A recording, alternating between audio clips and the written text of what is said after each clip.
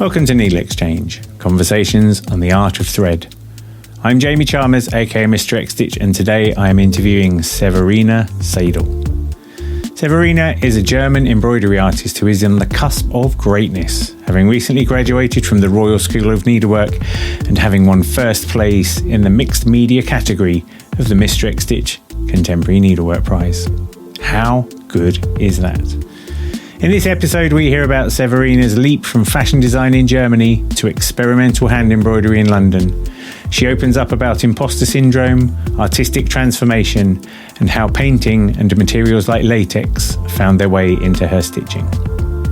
Another terrific artist with Royal School of Needlework backing is Chrissy Juno Mann, and I interviewed her, and it was a brilliant chat, all the way back in NeedleXChanges 17 and 18, so go hunting for those. If this episode inspires you, please share it with a creative friend, and I will be back next week with the second half of our conversation. So until then, enjoy the show. Sorry about. I thought one thing that I noted, I saw a post that the Royal School of Needlework did the other day where they were introducing their new first year students, and they'd all kind of done embroidery on their hats, and there were all these young people who've come to do the degree for the first time. And it made me wonder, like, whether you're able to reflect on what it was like at the start of that journey, because it's quite something to decide that you're going to go and do a degree with the RSN. And I wondered now, as you look back at it from this distance, like, can you remember what it was like being a first year? Can you remember all of that stuff? It was crazy because, like, I had to prepare so much because I'm from Germany. So I had to do like the English tests. I had to do like the visa application, everything. And I was working at the time at the same, and then we had it was our first embroidery to do this baseball cap.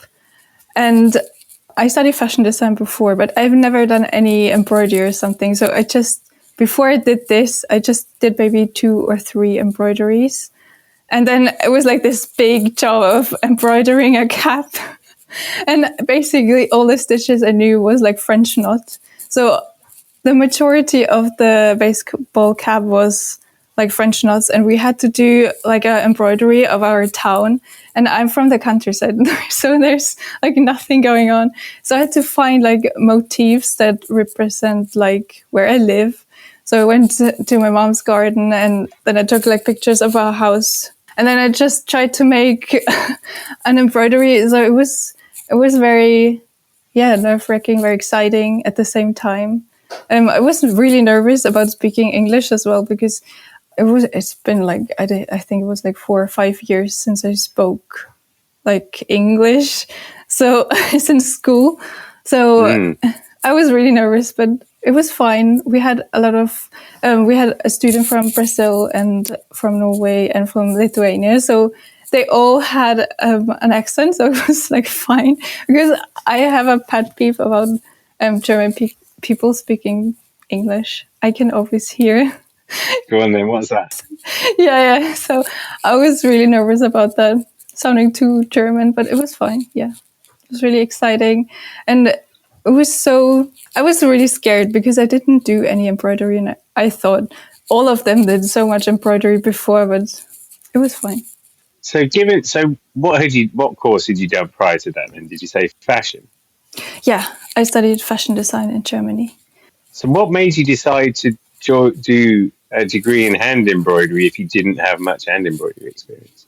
I always loved watching like haute couture videos where they do the embroidery. I always loved that. That's why I studied fashion design before. And I feel like in Germany, it's very technical, or at least the school I went to was very technical. We did a lot of drawing, and we did a lot of like more industrial level sewing. So it wasn't really that creative and with your hands. It was more like just on paper. Yeah, and then at the end, I was like, I really want to work in more like haute couture and the art field. And I knew with this degree, I could not really do that because I had like no experience with embroidery or embellishment. So I was just like looking at different opportunities I could learn that, and I was watching videos, and then I found like a book from the RSN, and then I saw they had a degree. And I was like, okay, let me just apply. And it was like 1 week before deadline. I was like, oh my God. Oh, wow. Yeah. But I made it. So that was a really interesting journey. Yeah, to me, it's a really remarkable degree course. Like I guess I've been with the RSN off and on. I got described once on the telly as a visiting lecturer at the RSN because I've done a couple of talks, and I was like, I'm putting that on my CV because that sounds amazing. But it's such like an unusual degree on so many levels. You know, it's in a palace. It's just one of those fundamental levels where it's just a weird place to do it. And so it's interesting. Yeah, I'm always curious as how people get there, because over here, I don't think needlework and textiles gets a lot of representation in art and in education. Certainly not like it used to do. And from what you said about Germany, then was it more sort of dressmaking, that kind of stuff? If you were going into like, what did you learn when you were learning? It was a lot of like pattern making. Right. We did a lot of that. And I think it's good for the basic, but it's nothing avant-garde. So it's just kind of like career driven, making sure that you might get a job out of this rather than become a whimsical artist sort of thing. Yeah, and then you would, like the brands, for example, would be like Hugo Boss. It's very like mid-price and very standard. You don't do like crazy stuff. You do more like prints or something. So then, and had you thought about going and studying in other countries at all? I wanted to study in Italy, but I can't speak Italian. So okay, right. That was a bummer. Yeah, so that's why I came to the UK. But it was really lovely. Like all the people were really nice. The tutors were just amazing. We got so much support. Like in comparison to other universities as well, like if you hear about them, they were just left alone, and we got like so much help with everything. We can still come to them and they will still help us. So it was really amazing. Yeah, it is a very nurturing environment. I think everybody who's involved in it understands what a special thing that they're involved with. Yeah, aren't they? yeah. Yeah, and even like the alumni, the people who've graduated still look back with fondness, have a willing to support other people and stuff. Yeah. And then, like you say, it's quite international as well. So you were just basically terrified on several different levels as you started. Yeah. I'm a huge overthinker, so there's a lot of different aspects you can worry about. But yeah, once you're in the field and once you, like it's right from the start, you do a lot of different things. And you're just busy all the time. You can't overthink it anymore. You're just like, oh, I need to do this. And then another thing comes to your list of things to do.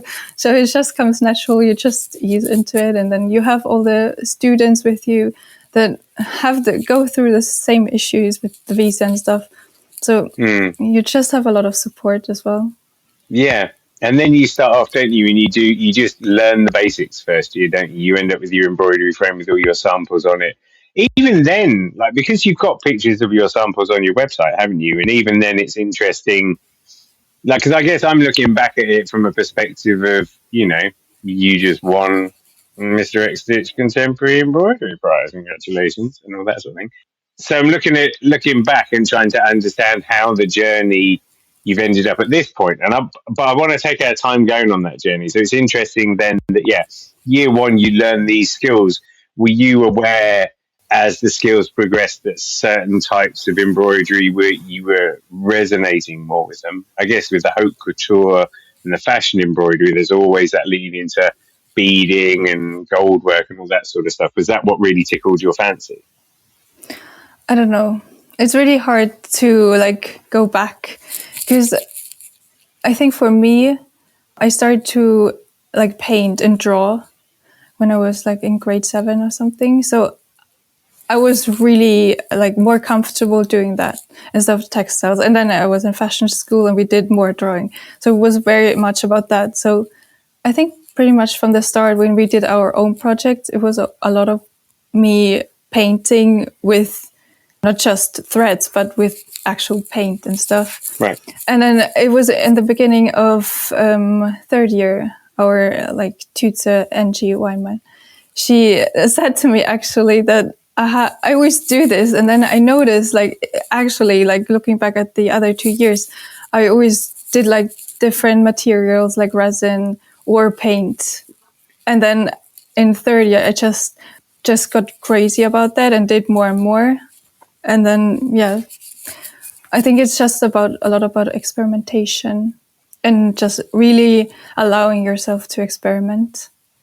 That gives you then the freedom to really develop your own language. Yeah, I've spoken to so many people, whether they're students or even teachers, and I think a lot of the time that's that thing. It's you allowing yourself, like you said before about overthinking. It's you allowing yourself to kind of get out of your way and just go with the feels, because that's your artistic expression. Yeah. But it sounds like you were laying the groundwork for that a long time ago. Like you were doing that even before you entered the world of embroidery. Then this kind of. I mean, not with textiles necessarily. Just thinking about it, in first year we did a headpiece, and it's just about the struggle of translating my drawings into embroidery. So it's always about finding solutions for a certain problem, and then you just look. And for me, I always look for different artists who work with different materials with resin, and then I'm like, oh, I need to try this, and then, this is how I incorporated this stuff as well. I saw people working with resin, and then I was just let's try it on this headpiece, because I hate to admit it, but it's as well about time. It's much faster than embroidery. So if I do with paint, or if I don't like something, for me the solution is always I paint over it. It will be fine. So it's really, I don't know how to say it. It's just a comfort for me, the painting. Mm-hmm. So I do it a lot. Like a sort of security, you know it's not going to take too long. You've got an understanding about the alchemy. There's not a lot of, because for some people, they thrive on the alchemy, they're going to do a thing and nobody knows how it's going to turn out. I remember, there's been several artists who they'll stitch a thing and then they'll pour ink all over it and you'll just be like, oh my God, I'm not sure what's going to happen. Okay, but there any, can you remember any experiments you tried that failed really badly and you were just like, oh, I'm not going to do that again? Did you ever do any of that? It's usually, if you do a project, there's always this certain point where everything's ugly. I can't. So recently I did a project where it's a lot about different layers, and I don't know, I didn't really have a plan going into the project. So it was really hard to work towards a goal because I had no visual reference basically. So it was a lot about different layers, and then I did a lot of silicone. And then I was like, oh my God, this looks so messy right now. But for me, then I just start to add more stuff over. So it always turns out fine. So I don't really have a failure where I just couldn't work with it anymore. I always then do something over to hide the mistakes, or paint over, or I don't know, stitch over. But that's that thing, isn't it? They say necessity is the mother of invention. And it's that thing, isn't it? You've made a big mess. You've got to recover this mess somehow or other. So you just keep on trucking. Yeah. I'm not really a person to throw things away. I think I always manage to do something with it, even though at the moment I think it's really bad. Mm-hmm. So let's talk about, I'm going to get it wrong again, Maleficium, your prize-winning piece. 2 pieces, right? Can you talk me through? Imagine this is an audio podcast and people haven't yet gone to your Instagram to have a look, but make sure you do. People, tell me about the story. It's based on a German book. It's called Krabat, and it's by Ottfried Preußler. And I read it when I was really young, and it's about black magic. That's why it's called Maleficium. And a sorcerer, so it's really dark. And I basically tried to tell the story with my art piece. It's a very abstract interpretation. So you just see like what I felt or saw in the story. So I read the book and then I took out like different aspects I really liked, like different symbols. So for example, ravens or the butterflies.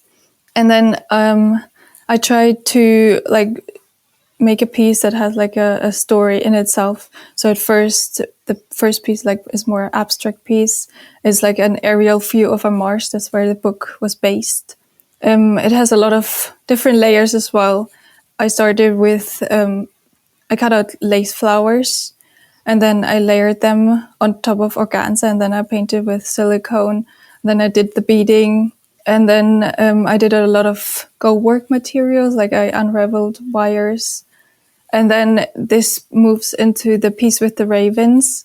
It's like raven silhouettes flying in the sky.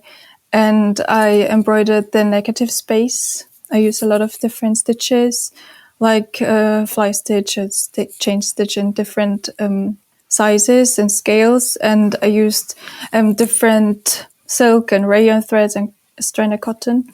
And then I hand dyed them with silk paint later, because I wanted to first match the colors to the first piece. And it was just much easier to get a nice gradient with painting after instead of like using already dyed threads.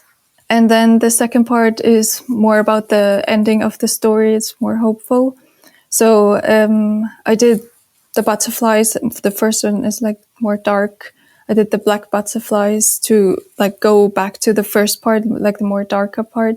And then I did introduce like the gold with the lighter butterflies to like really showcase like the positive ending of the story. And then they just fly off to see, like, because the book, there's this orphan and he's trapped into a mill and they practice black magic there. And he gets freed basically by love. So I wanted to showcase that. It's a really nice story. Yeah. And they're really lovely pieces, aren't they? They're quite powerful. It's one of those, there's a lot of storytelling in there, but actually if you get the opportunity, and I guess, because that will have been on display at the Knitting and Stitching show, won't it? So people will be able to...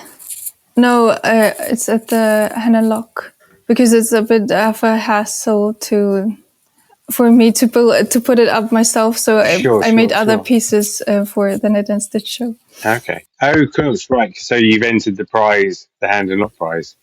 Yeah. Which I am a judge. They don't put the names of the things on there, and also there were so many of them, and I've got... Yeah, okay. The detail in the piece, I think, is the thing, and that's what's striking about it, I think, is like there's all these like little intricate moments that you've built in there, and using the techniques that you've got.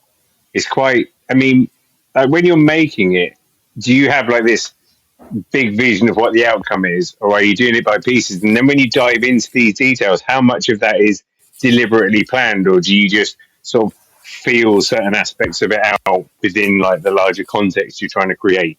So I always had like from my sketchbook, I created like my initial idea, and then I just started working. I did the first piece first, and this took me over 300 hours. So I knew I had to be faster for the others. We had obviously a limit. Yeah. So I obviously did like sampling before, so I already had like a baseline of things I could go back to and refer in my like later pieces. And with the idea, like with the design, I had like a rough idea how I wanted to look like at the end, what like the elements, like with the dark butterflies and the light butterflies and the ravens. I already had that, but I didn't have really an idea of the materials for like the ravens and the butterflies. So it was just more on the go. It was just like testing different materials I could use, different techniques, and then just start deciding on the spot, okay, I'm doing this. There's no going back there. We don't have time to overthink this. But yeah, I just wanted to say, like, from the design, it was quite different. I had like 2 at the top and 2 at the bottom. And then I think I had 2 or 3 done. And then I realized I didn't like the layouts because with the design, it was like similar colors. It worked quite well. But then when I made it, it was like completely different and I hated it. So I had to change that. And then I made it like the linear layout I had later. And I had to insert like the transition panels because I felt like it made it more cohesive as well. But yeah, I made myself more work with that. Yeah, because that's the other thing, isn't it? There are these panels, there are these lines that kind of intersect. It reminds me a bit of like comic books, I guess. It's not like your work doesn't remind me of comics. Yeah. It's the same thing of framing between panels and the gaps that you put in there to give people a bit of imagination space, almost a bit of that's make their true. own stories. Yeah. Yeah. There was a good phrase I remember from a comic book. It was called Understanding Comics. It's by a guy called Scott McCloud. And he says that if you kill a person between 2 comic book panels, between them, they can die 1,000 deaths. Yep. Because you're allowing the person reading to like fill in those gaps. And I suppose, you've given that kind of permission. I like a good pattern interrupt as well. I think sometimes like if something's a bit too big and overwhelming, you need those little pauses, don't you, to allow people to understand that they can look at these pieces independently and that kind of thing. Yeah, and because I use like quite different techniques, like all the panels are so different. I feel like I need something to make it seem like it's one piece that goes together and not just like 4 completely different things just floating around on the wall. Yeah. So was that piece done for the degree? Yeah. Right. That was like your end of year. I mean, because it's quite a thing to go, I'm studying fashion. I've learned a few bits of embroidery.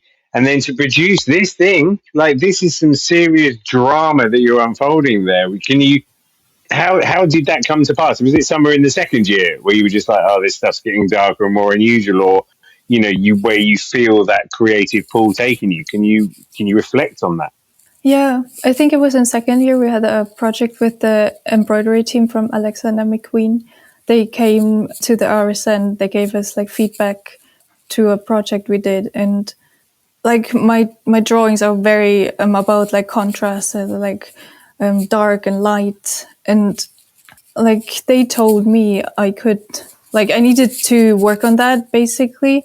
Like my embroidery didn't feel as dramatic as my drawings. So basically that was my goal, to like reach the same level as my drawings.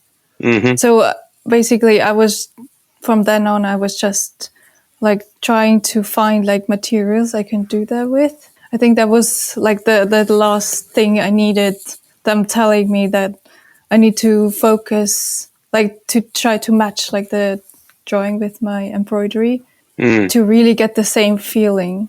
Because before I was really struggling with that. I said to our tutor in the beginning of second year, I was like, I don't really feel confident with my embroidery. I feel like confident in my designs and my drawings, but not really with my embroidery. I didn't really have like anything that felt like special to me or anything. So yeah, that was a really good push to start. I've heard other students, because I think Alexander McQueen, that kind of impact happens pretty much every year, or like throughout each degree course you get that, isn't it? And that's quite a refreshing, there's a real avant-garde thing, isn't it? They're really going to stretch you in those kind of directions. I always think that's... Yeah, and there's someone from the outside, so they not necessarily harsher, but they obviously have a fresh eye. They can like direct you in a new way, instead of just the tutors. They follow you all through the years, and I think it was really good that they did this. Yeah, because I'm eternally fascinated by the fact that you all come in the first year and you all end up with your slates, with your stitch samples and all those sorts of things. And then some people will do beautiful floral embroidered wall hangings by the end of it. And other people, I remember one girl, did stuff to do with acrylic that was like 3-dimensional see-through sculpture or whatever. And, the way the creative paths go, it always fascinates me. And I mean, I was doing the Stitch Festival in March, and I had some Royal School of Needlework students helping me, just teaching cross stitch to people nice and easy. But I always encouraged them. There was this fascinating point, right, where we had some first years. So this was in March, so they were getting towards the end of their first year. And then I had some second years, and we were just talking about those end of year pieces where the first years are slightly daunted by the quality of the work that has to be produced, and they see these ones that the second years have done. And then the second years are looking back at them being like, oh my God, they're so rubbish. You know, and just this gulf and just how your skills improve like so dramatically. Yeah. Like it's quite an incredible thing. You must be so amazed. Well, I mean, maybe you're not, but I mean, you must be so proud of the skills that you've now achieved. It's true. Like I 3 years, like I wouldn't thought that I would do something like this. It's just, you can do so much in 3 years. And especially if you're getting pushed by the tutors and everything to do like really experimental stuff.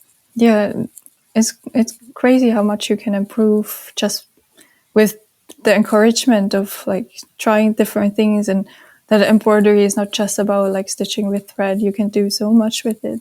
And what do your peers think? Like, presumably, are you back at home now? Like, Yeah. And presumably you still see people that you might have gone to school with and gone to college with and that sort of thing. Like, what do they make of it all? Is it bewildering? Because I feel like you could go and do a graphic design course, you'd be all right. But like the stuff you're doing is so unorthodox. Like it must. Yeah.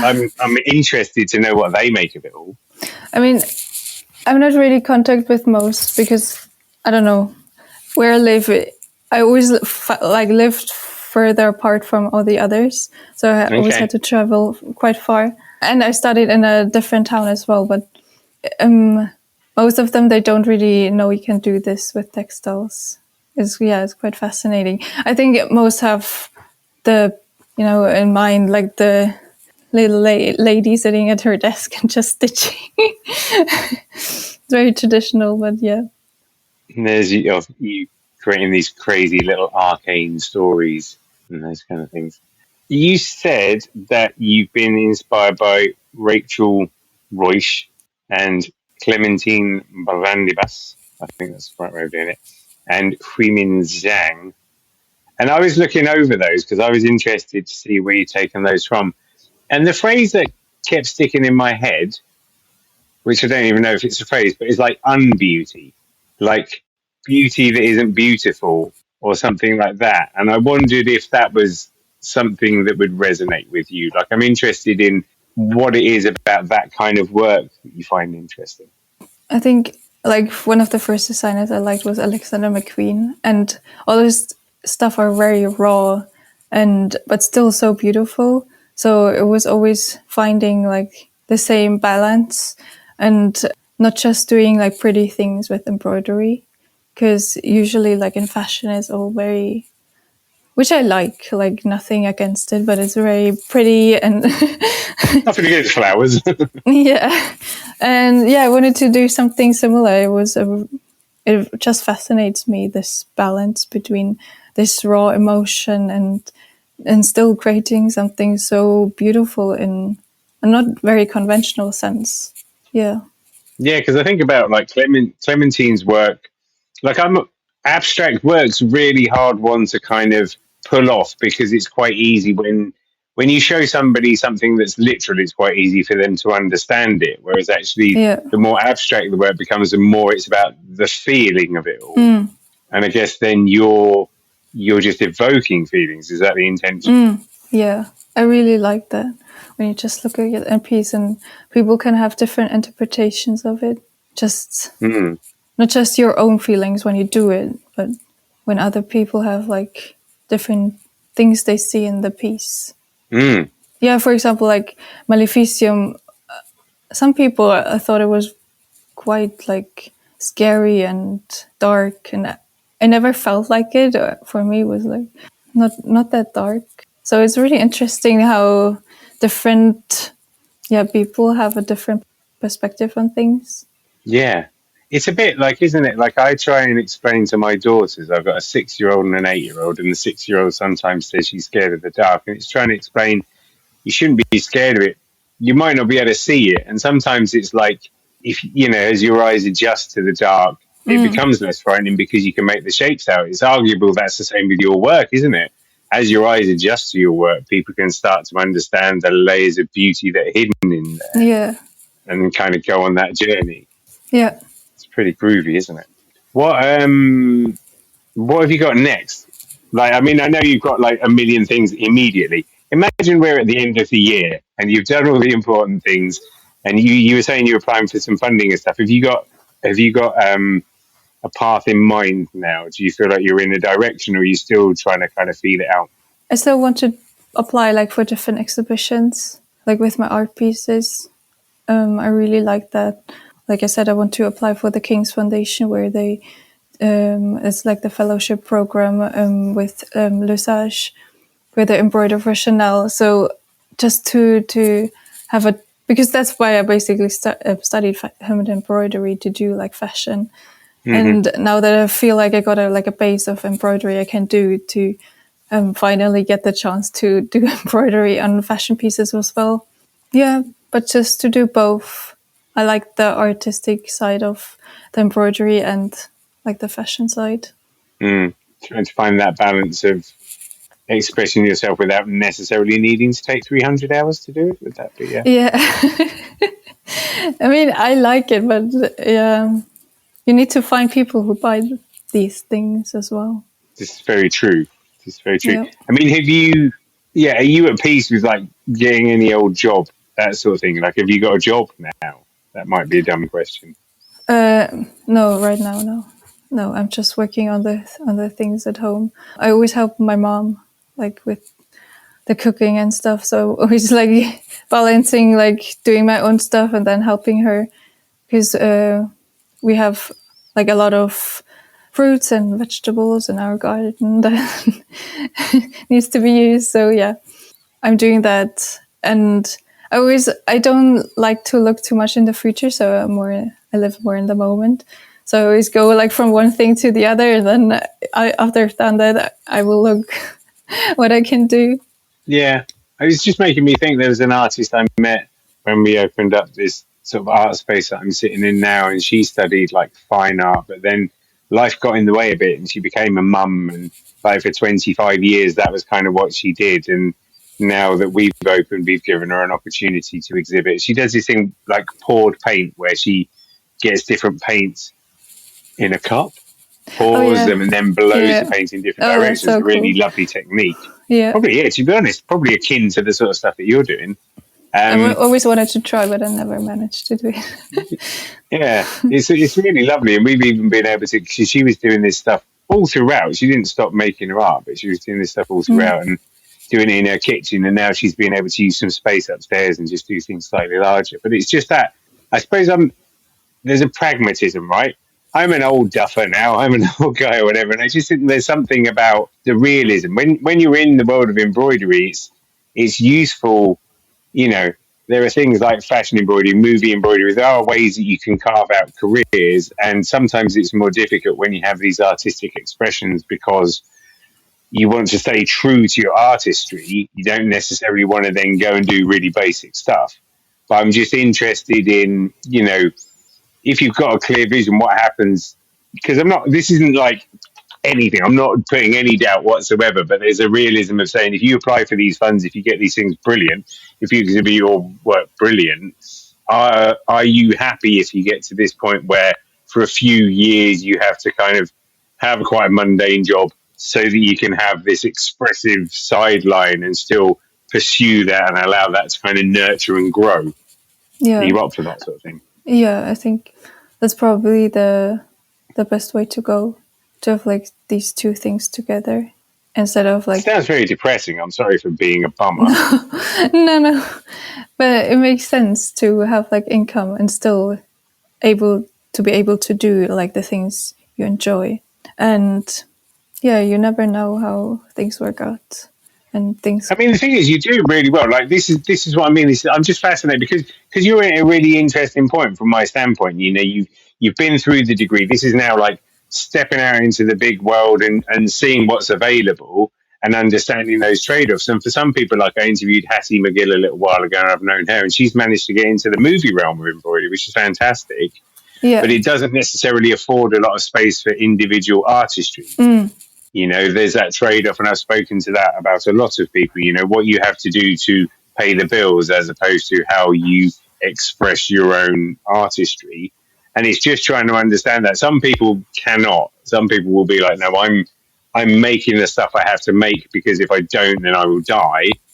And you've got a real strength of voice already. Do you know what I mean? That's what's fascinating is you've come out of the gates and you went and took first place in our prize category. You know, it's like your stuff's like got a lot of power and it wants to be beholden to that. But it's just that thing of just, I suppose, power with a backup plan, something or other. I feel like I'm suddenly kicked into dad mode. Maybe that's what it is. I'd probably advise you to make sure you would brush your teeth in a minute. No, but it makes sense. I think for now, I will see how the thing with the King's Foundation goes. And then, yeah, we'll see. Like, I've no doubt, do you know what I mean?